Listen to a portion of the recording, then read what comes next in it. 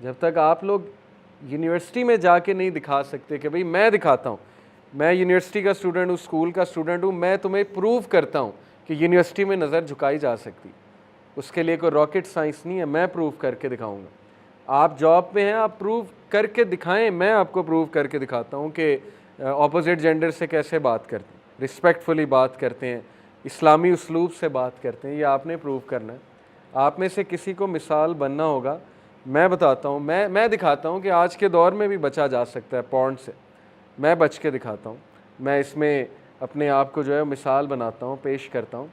तो ये मसला पता है क्या है, शैतान चूँकि हमारा दुश्मन है, बहुत बड़ा दुश्मन है, और अगर मैं किसी का दुश्मन हूँ ना तो मैं दो तरह से उस पर अटैक करूँगा। जैसे कंट्रीज़ किसी दूसरी कंट्री को गिराना होता है ना, दो तरह से अटैक करते हैं। मार तो सकते नहीं, ज़ाहिर है डायरेक्ट जंग तो कर नहीं सकते, एक विल पावर तोड़ते हैं, दूसरा उसकी सोर्सेज काटते हैं उस दूसरी कंट्री की, उसकी इकोनॉमिक सोर्स, उसकी पॉलिटिकल सोर्स, उसके सारे सहारे चेक करते हैं, एक एक को काटते हैं। शैतान आज हमारे साथ यही कह रहा है। एक वो हमारी विल पावर तोड़ रहा है। विल पावर कैसे तोड़ रहा है? नेगेटिव सेल्फ टॉक से कि तू बेकार है, तू किसी खाते में नहीं है, तू कर ही नहीं सकता, तू बच ही नहीं सकता, तू एडिक्ट है, तू बेकार हो चुका है। लोग अपने आप को ईमेल्स मुझे करते हैं, इतनी लैंग्वेज उन्होंने नेगेटिव यूज़ की होती है, मुझे दुख होता है कि यार ये अशरफुल मखलूक़ात अकॉर्डिंग टू हेयर, जैसे लास्ट क्लास में मैंने बात की थी कि compare to creation on this earth अशरफुल मखलूक़ात, ये बात कर रहा है जिसको अल्लाह ने फरिश्तों को कहा था कि सजदा करो। क्या ये एक इंसान की टोन हो सकती है? बड़े दुख की बात है कि वो विल पावर ही तोड़ बैठा अपनी, वो ये कह रहा है कि मैं ख़त्म हो गया हूँ, मैं बच ही नहीं सकता।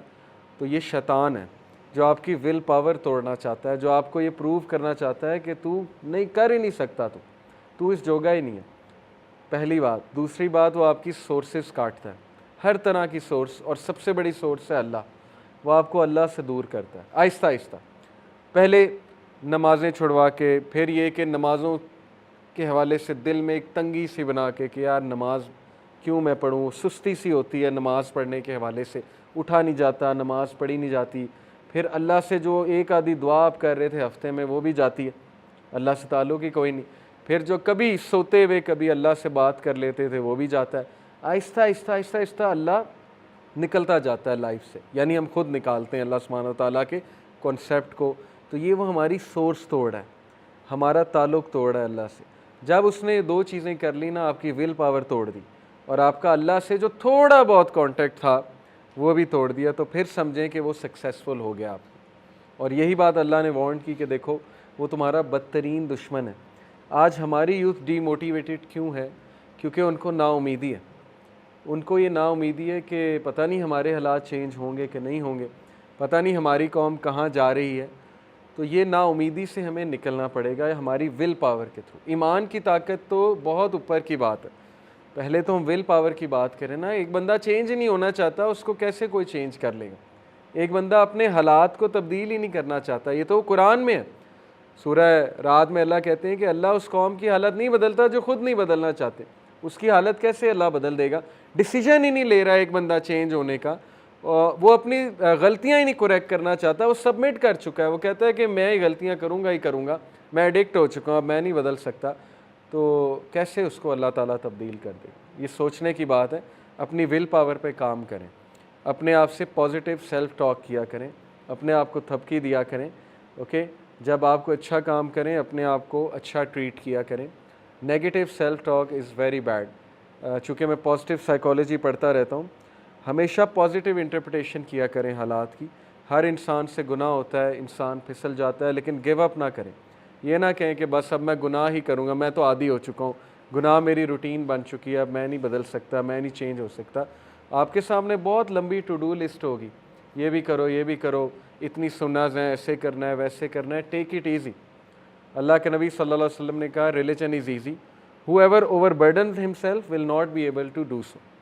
रिलीजन आसान है, जो कोई इसमें ओवरबर्डन करने की कोशिश करता है अपने आप को, ओवरबर्डन से मुराद है कि बहुत सी जिम्मेदारियां अपने ऊपर ले लेता है और मैराथन की बजाय जो है वो स्प्रिंट रेस लगाने लग जाता है कि एक ही दिन में चेंज हो जाऊंगा, और एक दिन में चेंज ना हो तो फिर डिप्रेस होता है। तो ये फिर मुनासिब तरीका नहीं, क्योंकि प्रॉफिट सल्लल्लाहु अलैहि वसल्लम ने कहा, everyone has his time of energy and every time of energy is followed by time of lethargy. हर इंसान पे एनर्जी का टाइम आता है, एनर्जी का टाइम के बाद लिथार्जी का टाइम आता है। और फिर कहा but I have hope for the one who is moderate, who is on the middle path. लेकिन मुझे उसके बारे में होप है जो मॉडरेट चलता है, दरमियानी राह इख्तियार करता है। सहाबा का भी आप तर्ज़ अमल देख लें, वो दरमियानी राह पर थे। हमेशा वो उतने अमल करते थे जितने अमल वो कर सकते हैं, लेकिन फ़राइज़ नहीं छोड़ने। फ़राइज़ की अगर मैं बात करूँ, फ़राइज़ तो करने ही करने। सो टेक इट ईज़ी, अपने ऊपर जो है वो आसानी करते हुए, रहम करते हुए, अल्लाह के बारे में हमेशा अच्छा गुमान करते हुए। ये मत सोचें अल्लाह मुझे पसंद नहीं करता, अल्लाह मुझसे नऊज़ बिल्लाह नफ़रत करता है, मेरे तो बहुत गुनाह हैं, पता नहीं अल्लाह ताला मेरी दुआ सुनेगा भी कि नहीं सुनेगा। ये सब शैतानी वसवसे। अल्लाह ने जवाब दे दिए कुरान में, सारे जवाब दे दिए कि अल्लाह तो उसकी भी दुआ सुनता है जो भूल चूक में अल्लाह को पुकार लेता है, अल्लाह उसका भी रिप्लाई करता है। ओके, तो इसलिए विल पावर।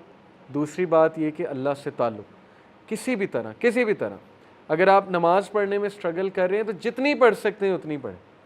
ये नहीं सोचना मैं तो 5 नहीं पढ़ा लिहाजा एक भी नहीं पढ़ूंगा, मुझसे तो 5 नहीं पढ़ी जाती, एक भी नहीं पढ़ूंगा। नहीं, स्टेप बाय स्टेप जितना आप अल्लाह के करीब होते जाएंगे, अल्लाह उससे डबल आपके करीब होता गया। तो मैंने लास्ट लेक्चर में भी हदीस सुनाई थी। तो इन दो चीज़ों को कभी हाथ से ना जाने दें। ये हमारा एंटीडोट है, एक विल पावर इंशाल्लाह, दूसरा अल्लाह ताला से ताल्लुक़। अल्लाह से ताल्लुक़ से ईमान बढ़ेगा हमारा। जब ईमान बढ़ेगा हमें कैपेबिलिटी आएगी मुश्किल हालात का मुकाबला करने की। लेकिन वो ईमान बढ़ाने के ज़रिए आपको पता होने चाहिए। उसमें सबसे बड़ा ज़रिया है अल्लाह की इबादत करना, अल्लाह ताला से दुआ करना और कुरान मजीद पे गौर करना, कुरान पढ़ना। तो कुरान की कुछ आयात मैं आपके सामने रखता हूँ। सबसे पहले सूरह यूनस में अल्लाह कहते हैं, या अय्युहन्नासु कद जाअतकुम मौइज़तुम मिर रब्बिकुम, ओ मैनकाइंड, है इंसानों, तुम्हारे रब की तरफ से मौइज़ा, वाज़ करने वाली चीज़ तुम्हारे तक आई है, नसीहत करती है ये किताब, इंस्ट्रक्शन है तुम्हारे रब की तरफ से। व शिफ़ाउन लिमा फ़िस सुदूर, और इसमें शिफा है, इसमें हीलिंग है फॉर दी हार्ट्स, जो हमारे हार्ट्स हैं, जो कल्ब है, उसके लिए इसमें शिफा है। व हुदौ व रहमा, हिदायत है, रहमत है, लिल मुमिनीन, मोमिनीन के लिए। मोमिनीन कौन होते हैं? ईमान वाले। ईमान क्या चीज़ होता है? ईमान के 3 तकाज़े हैं। कोई बता सकता है ईमान वाला कौन होता है? ईमान के 3 तकाज़े क्या तकाज़े हैं ईमान के? एक बंदे में 3 तकाज़े होंगे तो वो ईमान वाला होगा। मैं एक हिंट दे देता हूँ, अटरेंस ऑफ द टंग। सबसे पहले ईमान की शर्त है कि ज़बान से इकरार करना, आमनतु बिल्लाहि व रसूलिही, आमनतु बिल्लाहि व मलाइकती व कुतुबी, मैं ईमान लाता हूँ। दूसरी शर्त, utterance of the tongue, affirmation in the heart, heart में कन्फर्मेशन। ये नहीं बस टंग से अटर हो रहा है, कन्फर्म भी है। जैसे मिसाल के तौर पे मैं कहूँ मैं पाकिस्तानी लॉ मानता हूँ, लेकिन मैं रेड इशारे पे खड़ा नहीं होता। जब पुलिस नहीं है इधर उधर मैं भाग जाता हूँ, क्योंकि अफर्मेशन नहीं है ना, हार्ट में नहीं मैंने कंफर्म किया। मैं कहता हूँ जब तक पुलिस खड़ा है मैं रेड इशारा फॉलो करूँगा, जब मौका मिलेगा निकल जाऊँगा। तो यही होता है, मुसलमान वो नहीं होता जो लोगों को दिखाने के लिए अच्छा बन रहा है और जब मौका मिला तो गुनाह कर लिया, क्योंकि अल्लाह पे ईमान ही कोई नहीं कि अल्लाह देख रहा है, ईमान बहुत वीक है। तो दूसरी कंडीशन होती है अफर्मेशन इन दी हार्ट, और तीसरी एक्शन ऑफ द लिम्स। ये 3 चीज़ें हम अकीदे में पढ़ते हैं। ईमान का जब चैप्टर आता है, अकीदा पूरा एक सब्जेक्ट है। Number 1 confirmation, utterance of the tongue, number 2 affirmation in the heart, and number 3 action of the limbs. जब आप कह रहे हो मैं ईमान लाया हूँ, कन्फर्म है आपको दिल में, तो फिर अब एक्शन करो। एक्शन क्या है? जब अजान हुई तो नमाज़ पढ़ने जाओ, शो करो तुम मोमिन हो। ये तो नहीं ना कि सुस्ती कर ली, को फैमिली गैदरिंग चल रही तो इतना ईमान ही नहीं कि उठ के मैं नमाज़ पढ़ रहा हूँ, फुटबॉल मैच चल रहा है नमाज ही नहीं पढ़ी, बस घर में पढ़ ली, इसका मतलब ईमान कमज़ोर है, वो वर्किंग होने वाली है उस पर। ओके, तो ये मोमिनीन के लिए, ईमान वालों के लिए इसमें शिफा है, इसमें हीलिंग है फॉर दी हार्ट्स, और इसमें जो है वो गाइडेंस है और मर्सी है। मर्सी वाला एस्पेक्ट बड़ा ज़बरदस्त है कि इसमें रहमत है। इसीलिए मैं कहता हूँ कि अपने घरों में कुरान चलाया करें, तिलावत चलाया करें। सुबह सुबह अक्सर पुराने जब मेरा दौर था, जब मैं आपके जितना था, आप लोगों के जितना, पीटीवी चैनल आता था, उस पर तिलावत चलती थी सुबह। आज जो है बड़ा अरसा हो जाता है हमें तिलावत सुनने को मिले अपने घरों में, अपनी गाड़ियों में, अपने वर्क प्लेस में। तो हम पे रहमत कैसे नाजिल होनी, इसलिए रहमत के लिए बहुत ज़रूरी कि कुरान उस घर में चले। और देखिए इसमें जो दिलों का ज़िक्र है ना कि इसमें शिफा है दिलों के लिए। दिल, कल्ब जो है ये आपका मोस्ट इम्पॉर्टेंट पार्ट है, क्योंकि कल्ब, ईमान कल्ब में होता है अकॉर्डिंग टू इस्लाम। अपने कल्ब को, अपनी इनोसेंस को प्रोटेक्ट करें। अपनी आँखों को वो चीज़ मत दिखाएं जिससे आपकी इनोसेंस आया हो। अपने आप को वो कंटेंट मत सुनाएं जिससे आपकी इनोसेंस ख़तरे में पड़े।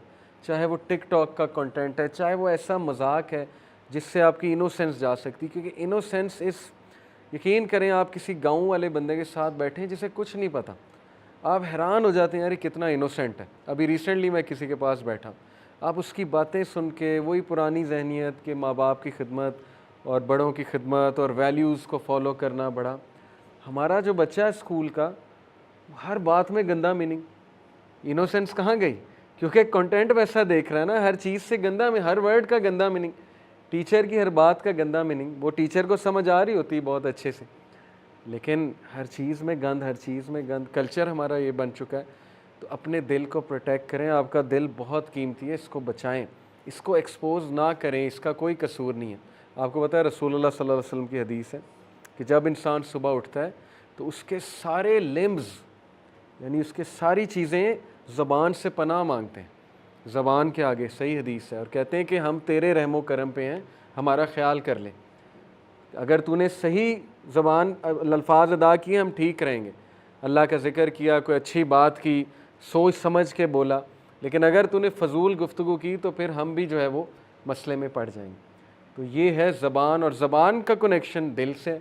इब्ने क़य्यिम ने कहा कि अगर तुमने किसी के दिल की हालत देखनी है तो उसकी ज़बान देख लो, उसकी ज़बान तुम्हें बता देगी उसके दिल पे क्या चल रहा है। अगर वो कड़वी ज़बान है, इसका मतलब बेचारा बड़े प्रॉब्लम में, इसका मतलब उसके दिल की बड़ी वर्किंग। अगर वो शुक्रगुजारी वाली ज़बान है, अगर वो बड़ी पॉजिटिव टॉक करता है, अगर वो गुस्सा बर्दाश्त कर जाता है, घर वालों के साथ अच्छा है, रवैया अच्छा है, ज़बान बहुत अच्छी, इसका मतलब दिल अच्छा है, कल्ब अच्छा है। तो हम अपनी ज़बान एक बार देख लें। ये तज़किया का पॉइंट है कि हमारी ज़बान कैसी है। हम कहीं ऐसा तो नहीं, बाहर बहुत अच्छे हैं, माँ बाप के साथ हमारी ज़बान बहुत चलती है और बहन भाइयों के आगे बहुत चलती है या बीवी के आगे बहुत चलती है, तो ये इसका मतलब दिल पे फिर काम होने वाला है, ज़ाहिर है। तो इसलिए अपने दिल को प्रोटेक्ट करें। प्रॉफिट सल्लल्लाहु अलैहि वसल्लम ने कहा, बिवेयर, सही बुखारी की हदीस है, बिवेयर, ख़बरदार, there is a piece of flesh in the body, तुम्हारे जिस्मों में एक लोथड़ा है, if it becomes good and reform the whole body becomes good. अगर ये रिफॉर्म हो जाएगा तमाम बॉडी रिफॉर्म है। But if it is spoiled, लेकिन अगर ये ख़राब हो गया फिर सब कुछ ख़राब है, फिर जहनीत ख़राब है, ज़बान ख़राब है, एक्शंस ख़राब है, अमल ख़राब है, फिर वसवसे भी आते हैं बहुत ज़्यादा, क्योंकि दिल पे काम ही नहीं हुआ ना। फिर वो बंदा फंस जाता है, डिप्रेस्ड रहना, डीमोटिवेटेड रहना, वसवसों का आना, समझ नहीं आ रही होती मैं क्या करूं, कैसे निकलूं, वगैरह वगैरह, क्योंकि दिल पे काम नहीं किया। इसलिए वो कौन सा पार्ट है? दैट इज़ दी हार्ट, वो है तुम्हारा कल्ब। इसलिए अपने कल्ब पे रहम करो, अपने कल्ब पे वर्किंग करो। कल्ब पे वर्किंग करने के लिए मैं आपको एक प्रैक्टिकल टिप देता हूँ। पहली तो बात, नमाज़ें 5 कायम करने की कोशिश करें इंशाल्लाह। हर नमाज के बाद 20 बार इस्तग़फ़ार, 100 बार इस्तग़फ़ार दिन में करें, लेकिन बहुत फोकस्ड सोच के, अल्लाह को सामने ला के, अपने गुनाहों को सामने ला के तज़किया करें। 20 बार इस्तग़फ़ार, अस्तग़फ़िरुल्लाह तूबु इलैह, अस्तग़फ़िरुल्लाह तूबु इलैह 20 बार हर नमाज के बाद पढ़ें और दिन में 100 बार पढ़ें। और एक आधा को ऐसा टाइम रखें जब आप कुरान की 10 आयतें पढ़ लें। कुरान ये निकाला, मेरी फेवरेट सूरह अल बकरा, सूरह आले इमरान है, क्योंकि नबी अकरम सल्लल्लाहु अलैहि वसल्लम ने कहा क़यामत वाले दिन ये 2 सूरतें तुझे छोड़ेंगी नहीं, यानी तेरी सिफारिश करके ही छोड़ेंगे। ये 2 सूरतें ये आएंगी अल्लाह के सामने और कहेंगी ये तो मेरी तिलावत करता था बहुत ज़्यादा। तो सूरह अल बकरा, सूरह आले इमरान मेरी भी फेवरेट है। आप बस पढ़ना शुरू कर दें सूरह अल बकरा, उसके आप ऐसे ऐसे फ़ायदे ज़िंदगी में देखेंगे आप सोच भी नहीं सकते। लेकिन टाइम निकाल लें, कोई 10 मिनट निकाल लें, 15 मिनट, 1 रुकू पढ़ लें, 2 रुकू पढ़ लें। आजकल क्या मुश्किल है, मोबाइल निकाला, पढ़ना शुरू कर दें। असर की नमाज के बाद रख लें टाइम, वहाँ बैठे बैठे, मस्जिद में अगर आप गए हैं, वहाँ बैठे बैठे मोबाइल निकालें, पढ़ना शुरू कर दें। आप उसके असरात देखेंगे अपनी ज़िंदगी में, और उसका दिल पे भी आप असर देखेंगे, आपका दिल स्ट्रॉन्ग होगा। ठीक है, ये एक टिप है।